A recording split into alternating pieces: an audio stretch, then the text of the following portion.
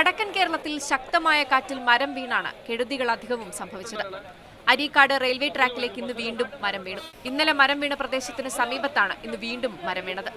ഇതേ തുടർന്ന് സംസ്ഥാനത്ത് പല ട്രെയിനുകളും വൈകിയാണ് ഓടുന്നത്. ഇന്നലെ നിർത്താതെ പെയ്ത കനത്ത മഴയിൽ വയനാടിന്റെ വിവിധ പ്രദേശങ്ങളിൽ വെള്ളക്കെട്ട് രൂപപ്പെട്ടു.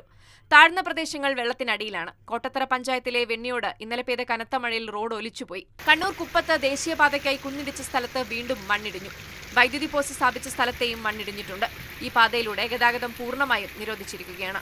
വെങ്ങാനൂർ ജംഗ്ഷനിലെ പഞ്ചായത്ത് കിണറാണ് ഇടിഞ്ഞു താഴുന്നത്. സമീപത്തുള്ള വാട്ടർ ടാങ്കും അപകടാവസ്ഥയിലാണ്.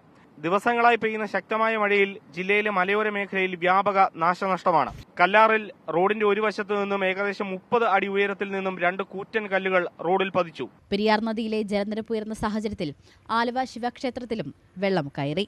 മുട്ടോളം വെള്ളത്തിലെത്തിയാണ് ഭക്തർ ദർശനം നടത്തുന്നത്. പിടവൂർ മംഗലത്ത് ഷമീറിന്റെ വീടിന് മുകളിലേക്ക് മരം വീണ് മേൽക്കൂര തകർന്നു. ഷമീറും കുടുംബവും ഈ സമയം ആശുപത്രിയിൽ പോയതിനാൽ വൻ ദുരന്തമൊഴിവായി. തൃശൂർ അതിരപ്പള്ളി മേഖലയിൽ കഴിഞ്ഞ 2 ദിവസമായി കനത്ത മഴ തുടരുന്ന സാഹചര്യത്തിൽ അതിരപ്പള്ളി വെള്ളച്ചാട്ടം നിറഞ്ഞൊഴുകുകയാണ്. പെരിങ്ങൽകുത്ത് ഡാമിന്റെ സ്പിൽവേയിലൂടെ വെള്ളം പുറത്തേക്കൊഴുകുന്നുണ്ട്. ജില്ലയിൽ ഇന്ന് റെഡ് അലർട്ടാണ്.